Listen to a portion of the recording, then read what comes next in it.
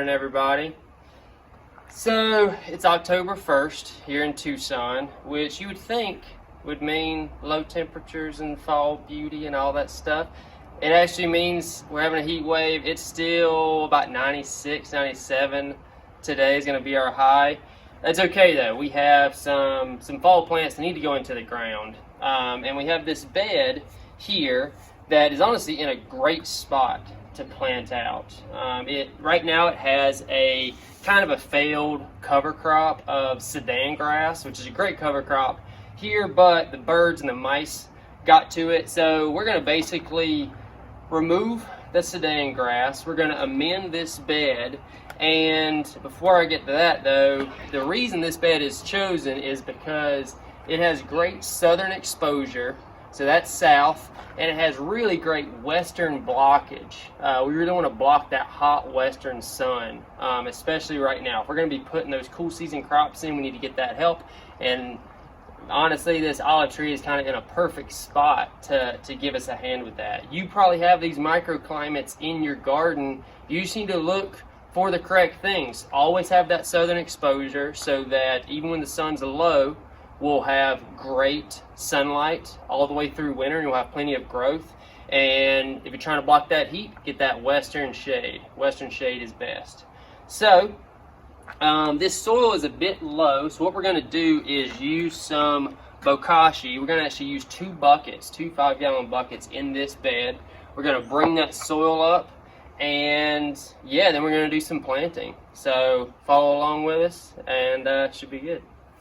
All right, so we always say cut plants out versus pull plants out. And the reason to that is because of the roots. I'll show you what happens if you pull a plant out. If you pull a plant out, you're losing, and all those broke off actually, so they were way deeper in the ground than that, but you're losing all this organic matter. This could just break down and turn into compost.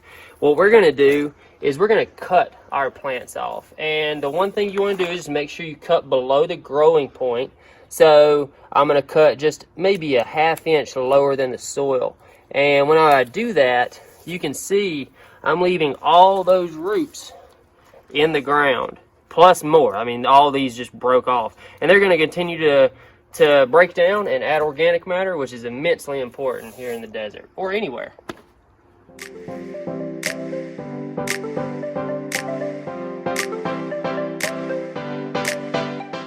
Okay, so we've got our raised bed here that needs amending. It hasn't been amended in a while. The soil is a bit low, so what we're gonna do is use some Bokashi compost. And this is just food scraps that have been basically fermented in this bucket, and they're really quickly mineralized by the soil, meaning that the plants can access those nutrients really easily. And 5-gallon buckets usually goes about 5 square feet. You can spread it out a little bit more if you really want to, but that's about what I do.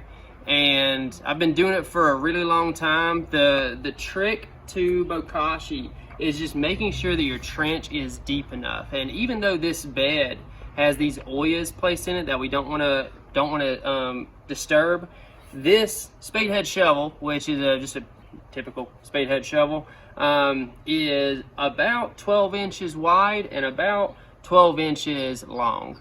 And this is going to give me a nice measuring tool for when I'm digging my trenches. So I'll basically just dig a trench that's the depth of this shovel and the width of this shovel, maybe a little wider if I even want to, but I'm really focusing on that 5 square feet per bucket.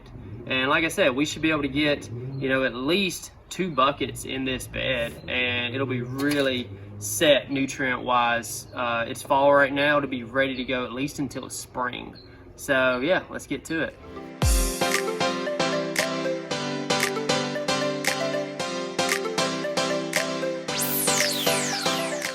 Okay, so remember, when burying your Bokashi, you need to make sure it's at least 8 to 10 inches deep. And you can use a shovel, that's what I use. And this is about 12 inches deep, so I want to make sure that my soil level is, you know, right around here, and it looks pretty good. Frame on this bed. So there you go. And so I know it's deep enough. Now I have a 5-gallon bucket here, and 5 gallons goes about 5 square feet. This is a little shorter than 5 feet, but it's a lot wider right here. And I think this will easily accommodate my 5 gallons of bokashi. I'll bury it in, mix it in a bit to the soil, and mix it in. Basically, you just kind of chop it into the soil, and then you just return your soil that was there, and that's all there is to it.